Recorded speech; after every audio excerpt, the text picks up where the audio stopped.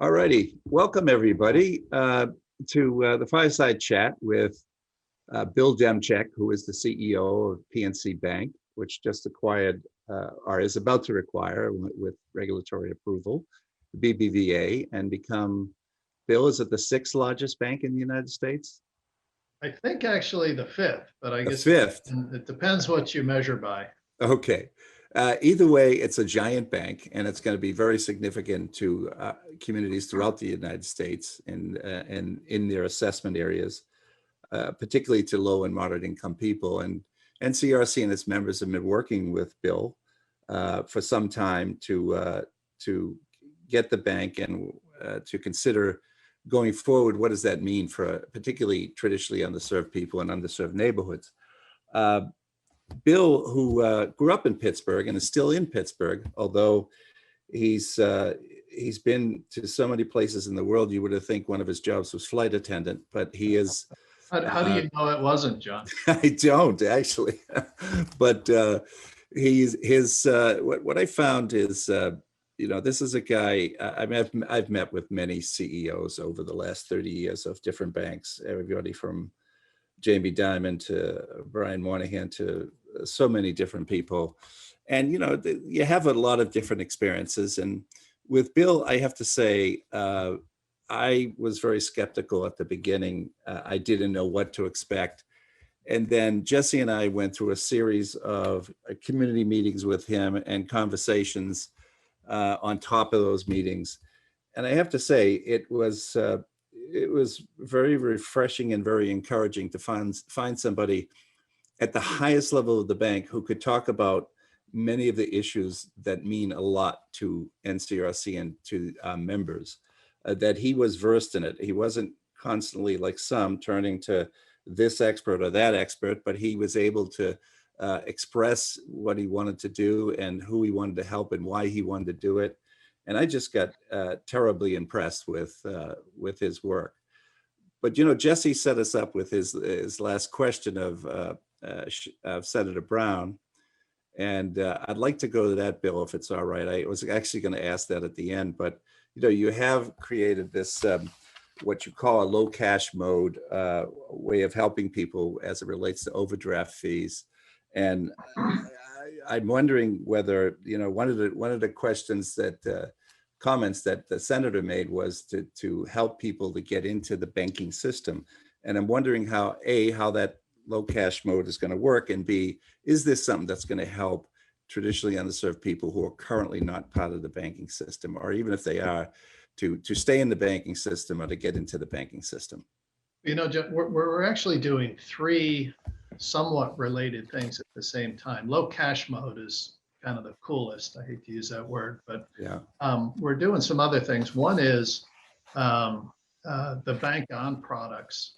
You're probably familiar with. Banks are offering checking accounts. They grade them, but basically very low or no fees, simplicity, no overdraft at the start, but an easy product for somebody to get into the banking system. The other thing we're doing as an institution is, to the extent somebody got in trouble with a bank account and would otherwise have been charged off in history, which you get charged off, it's tough to get back in.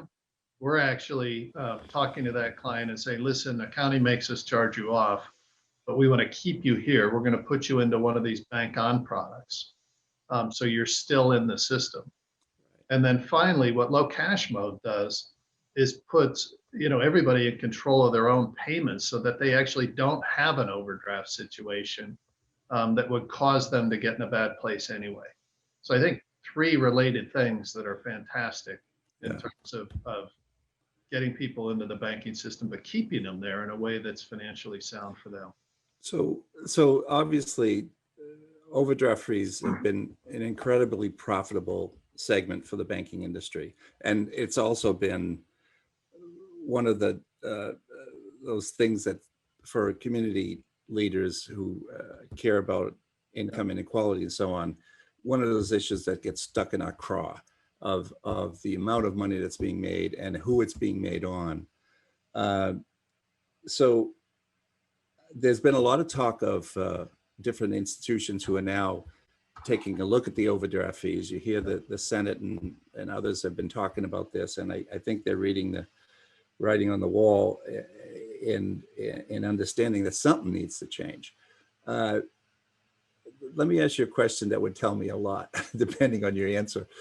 How popular does this low cash mode make you with the rest of the banking industry? Oh, they're furious. There we go. That's the answer I was looking for. Yeah, because if you didn't say that, I'd wonder whether it was really as good as what I know they're furious, and they can't even, if they wanted to do it, they can't figure out how to do it with the technology.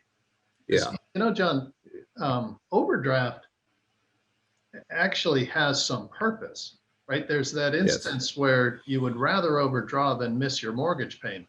Correct. Because, you know, knock on your credit score and all this other stuff.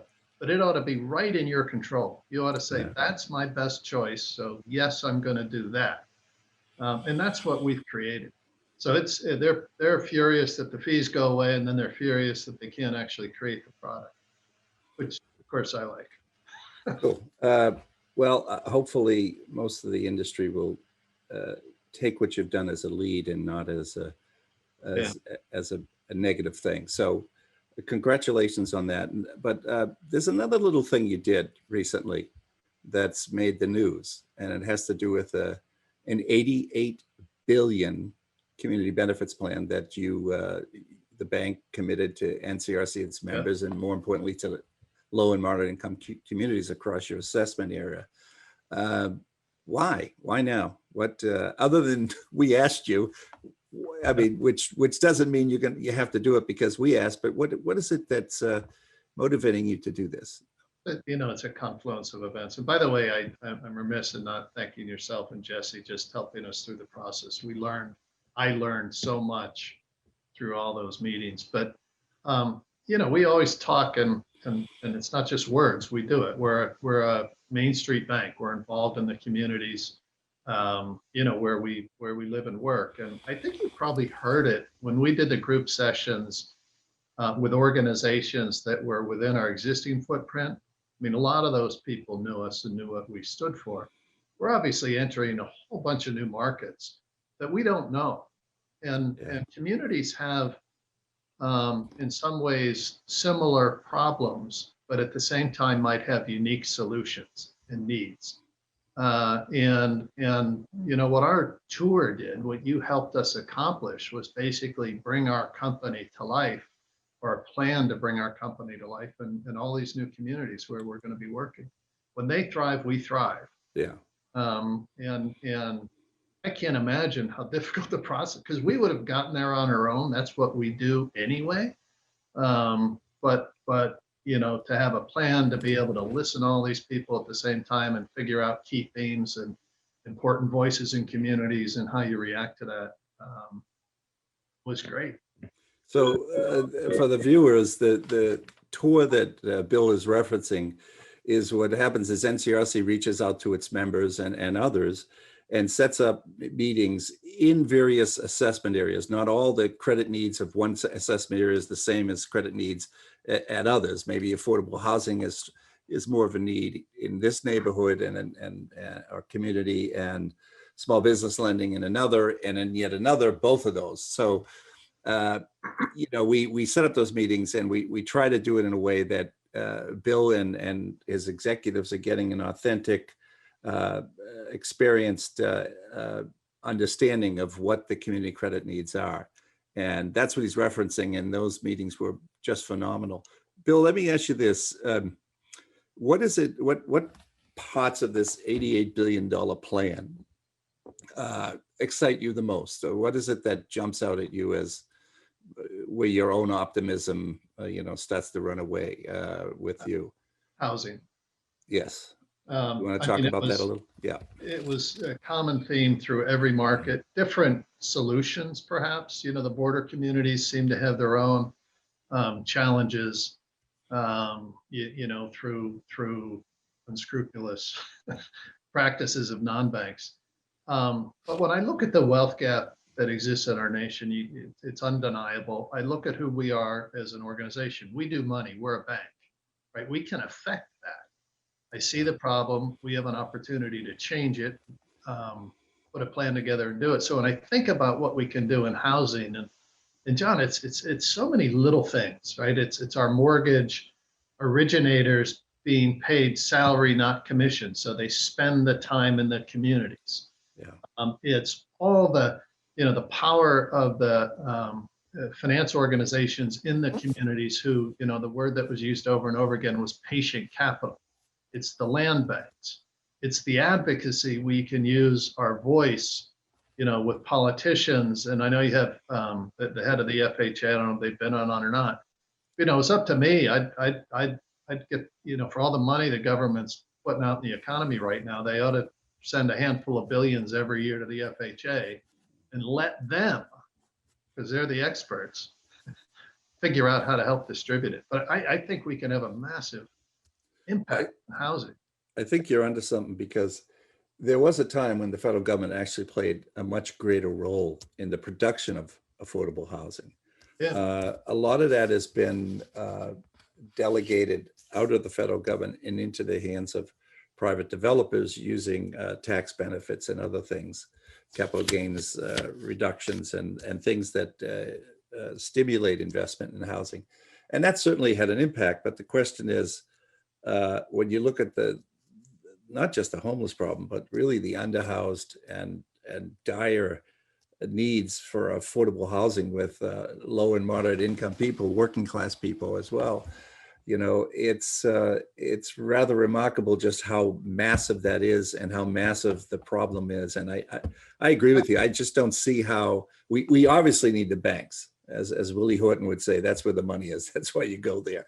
But it's got to be this combination of the federal government coming back in and understanding the role it needs to play in injecting funds to help the development and creation of affordable housing. I think that have the National Association of Realtors, home builders, and every bank very much lining up with them to. But John, I don't disagree with that. But of course, to do that, you need local government to allow the permitting, for housing density to solve some of these problems. That's a very good point. Yeah, where I see massive opportunity without a huge amount of changes, just the process of getting a mortgage, where appraisals are impacted by, neighborhood, and you then need a second loan to do a rehab of the building.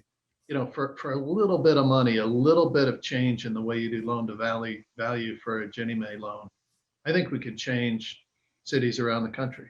I don't think it's a lot of money, and I think banks could do it. And I think the housing organizations in those communities would know exactly where to do it today. Yeah. I do think you hitting the nail on the head when you talk about local permitting and institutions like appraisals, as well as title companies and so on. They all play a role. And I think in addition to the government sort of sidestepping their role historically, when they used to be the entity that made sure that affordable housing was created, they've also kind of stepped away from any type of engagement on the local permitting and some of these other sundry companies that are necessary to get a mortgage. But I'm encouraged to hear that there's a lot of conversation about that, and I'm very encouraged to hear a financial institutional leader like yourself talking about the need for that. Let me move on. I mean, just a little bit more about these listening sessions. I might have left that question too quickly as I thought about it, but one of the things that impressed me about you, Bill, is we have done a number of these community benefits plans, and in the past we call them CRA agreements. And I've had the chance to meet, some rather heady CEOs and so on. But what we got used to in recent history is we'd get a CEO to participate in these listening sessions, maybe once, maybe twice. I would have to say Steve Steinhauer from Huntington Bank did what you did. You came to these, and you came to almost all of them. And your presence was saying to each and every community that you went to, with our NCRC members talking to you, is that this is so important. Whatever else is going on in my life, as the CEO of a what is going to be the fifth largest bank in America, this is the most important thing. What do you say? What are you saying is going on? I need to learn from you, hear from you. Don't let me put words in your mouth, but why did you feel it was important to engage? And what did you hear and learn that made it worthwhile for you? I can't imagine why somebody wouldn't. So I'll start with a negative comment. I mean, we're going to spend or invest $88 billion. I damn well better be there. Yeah. And you know, to have the biggest impact of it. And I'm a detail person to understand what we're doing, why we're doing, how it's going to work, who it's going to impact. And we needed to learn that these communities are different. I mean, you know, you were in all the meetings. There were a couple of those meetings where I was literally speechless about, you know, some of the problems they faced in the behavior of the different financial actors in markets, the challenges, you know, imposed on communities by local government. I mean, you know, after one, I was hooked, but it was part of the job description anyway. We can make a difference here, John. Absolutely. Yeah. You know, I've had a saying for many years that, and you've heard this, Bill, in several of the meetings. Banks are our neighborhood's best hope, or they can be your worst nightmare. I really believe that, you know, in a system like ours, which is a capitalist system, a democracy, if we don't have a system of democratic capitalism where if you're willing to work hard and play by the rules, that system works for you as well. Yeah. That seems not to have been working for a lot of people. And for centuries, you know, for some, just the discrimination, the racial disparate treatment, the inequities that have created a long lifeline of people who simply never had the same opportunities that many of us take advantage of. And so I'm wondering, and this is a tough question because nobody has an easy answer to this, but just from a CEO of a big bank's perspective, what do you think we need to do more of to address the racial inequity? How do we make progress in this area from your perspective, Bill? Yeah. Well, maybe I'll give you an answer in a second of the, you know, if I was dictator for a day. But, you know, poor analogy. If I was in charge for a day. Well, being the fifth largest bank puts you close to that. I mean, you know, John, we all can do something. I'm in a position to do more than most. I always look at problems and say, all right, you know, what can I do? Quit talking about it and do something. Yeah. And I think you'll see that come to life through our agreement, our behaviors, what we're doing internally for our employees, our public advocacy. I think, you know, on a national basis, we have some structural bad policies. You know, I look in I'll pick on Pittsburgh, my hometown. Our city public schools are funded only through tax assessments. They fund the school. The tax assessments are down, the neighborhoods go down, the schools get worse. Why would you set up a system that does that? Every school, every kid ought to be funded the same way, independent of whether you're in a rich neighborhood or not. That's an idiot, simple, obvious solution that somebody ought to just do, right? We ought to, you know, I think about, you know, the amount of money we'll spend in waste sometimes trying to go at housing problems. We don't put it in the hands of the experts who know how to do it at the FHA or in the community groups. I look at the CDFIs we met through your tour, and you'll get me on a rant here. Give those guys some capital; they'd change it. Yeah. Anyway, each of us needs to do the things that are within our power as individuals, and I happen to sit in a privileged seat that perhaps can cause more to get done than most. Well, the other seat you sit in is the Banking Policy Institute, which is basically all the major banks, hundreds of them, going probably representing nearly 80% of the assets in the banking industry. And you're now chair of that, just became chair after Brian Moynihan from Bank of America, which, you know, gives me a little hope, a lot more hope, that this kind of conversation, as much as they may dislike you at the beginning, which is what we talked about earlier, how banks are going to be feeling about your low cash mode and perhaps other things that you're doing. How do we support you in your efforts to help that wokeness, spread throughout the banking community and getting more institutions to realize the need to fix the system so that funds are in fact tax dollars are going towards what is really needed. And I couldn't agree with you more. Education, and PNC has done a lot in early childhood stuff. Yeah. That's for anybody in your assessment areas, they know that well. But what is it that we can do to create? And I don't think you're alone. I think there are, as much as there are some folks who are not going to be happy with some of the things you're doing, I think there are a lot who are going to emulate that. Who are going to. Everybody's going at this. I would tell you, John, that the conversations we have on the BPI board around this topic, and we hit it a lot, talk exactly to these issues. Everybody, every bank's doing something a little bit different, but all trying to impact it. Naturally, there's some that are much more engaged than others.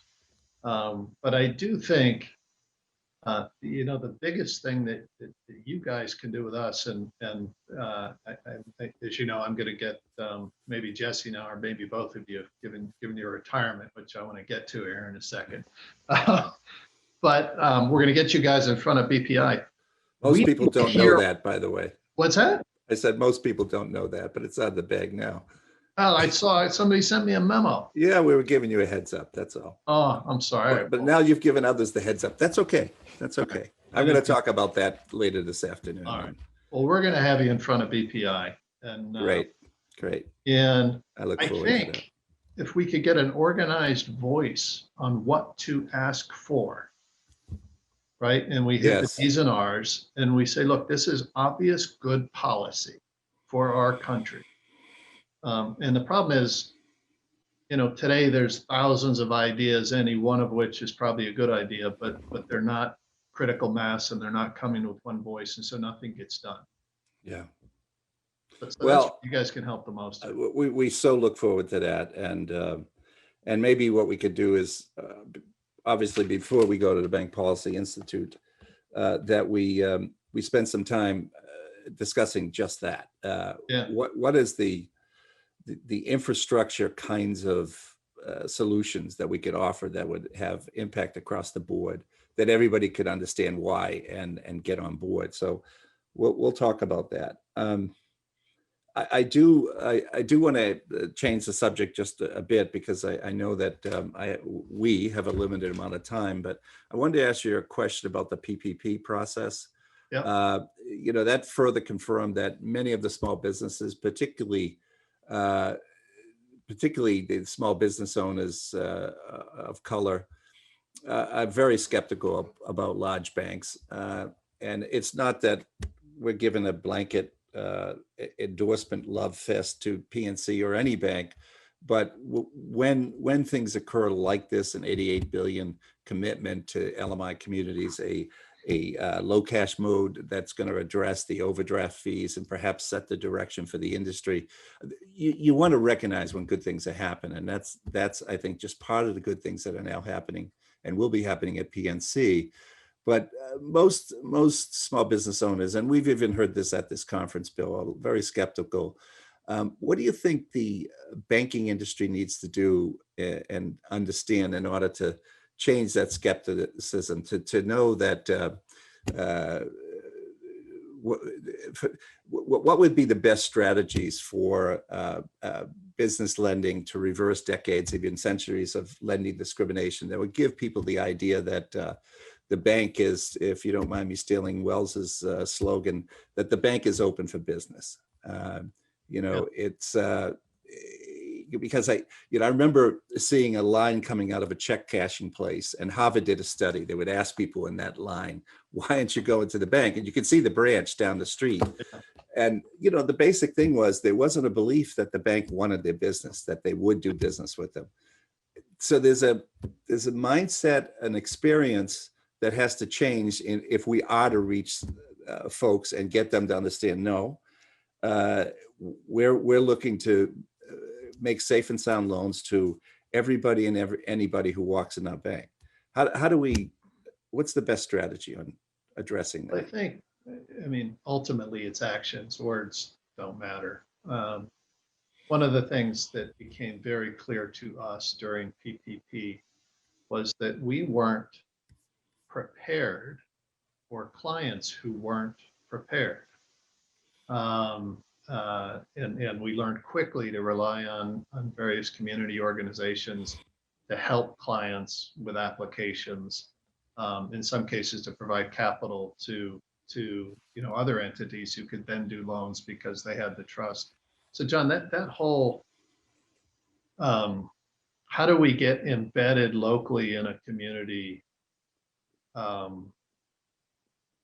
and have those conversations and know somebody before there's a crisis? I don't know the answer to that. That's what we have to work on. That's part of what our agreement's about. That's part of why we're going to staff up our community banking team and work with some of these local organizations. I mean, you remember in the tour, every single group we had CDFIs, and they also had financial literacy providers, advisors, community. I'm doing the disservice to some of the border towns who have the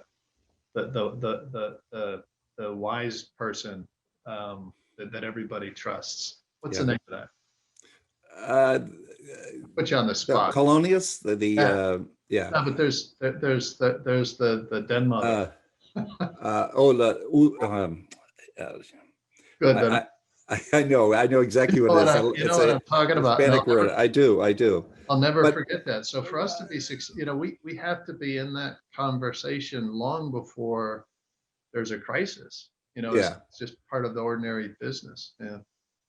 So I think too, Bill, and you know this, but it's important to be said that as you do reach out to these communities and begin to reach deeper, particularly into communities of color, having personnel that reflect who you're talking to is incredibly important. I know you know that, you've talked about it.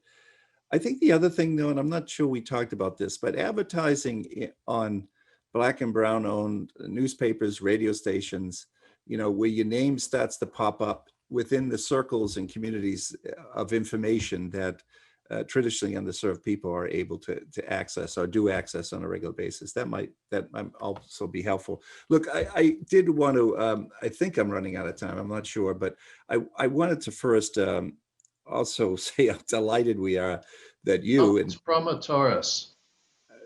What's that? The term promotoris. Promotoris? Yeah, probably pronouncing it wrong, but promotoris. Promotoris. Okay. So I like it when someone like yourself knows more about this than I do, but just how delighted we are that you supported the Section 1071 of Dodd-Frank, which expanded the collection of data for small business lending. Yeah. This is an argument I used to have in particular with Alan Greenspan, because he would say the Equal Credit Opportunity Act prohibited us from collecting that data on small business lending. And we would point out that, very few lenders would have a hard time discerning whether it was a woman trying to borrow or a person of color. He said, it doesn't matter. You're going to have Congress change it. Well, NCRC proposed this Section 1071 and it did get changed. And now the CFPB is going to be coming out with it, but with the implementation. So you're supporting that, which makes you once again very popular with all your colleagues in the financial services sector. But what would you say to your peers and other banks about why this is important, why they ought to be behind it? Well, first, John, I with complete sincerity, yes, I know our bank tries to do the right thing. I know we try to get capital to the right people. I know we have people on the ground who are emotionally vested in the success of their communities. Yet I also know the outcomes, right? The mechanical outcomes aren't what we desire, notwithstanding the best intentions and heart to go in it. And to me, that's I got to remove the emotion and say it's a mechanical problem, right? To fix a mechanical problem, I need data. I need to be able to measure. We're not doing it. The outcomes aren't on purpose. Something's causing it. And Yeah. so, let's get data. Let's get on the ground. Let's see what's happening. Let's measure Well, Bill, and cause a change. Bill, I hope that you, as one of the leaders in the industry, are able to really uh, work with a lot of people who would agree with you in that thinking. Unfortunately, we've run out of time. I think we could talk for another hour, assuming you had nothing to do, Bill. But I really appreciate, on behalf of staff and board, you taking the time Well, I'm happy to do it. put yourself out there, and more importantly, for the changes and things you're doing in the bank. Really appreciate it very much. It's an easy thing to do. I'm sorry I let your secret out, but now that I That's all did, right. I am going to just tell you thank you for 30 years of Thank you. of working on these issues. Wonderful. Thank you very much, Bill. Take care. All righty. You too.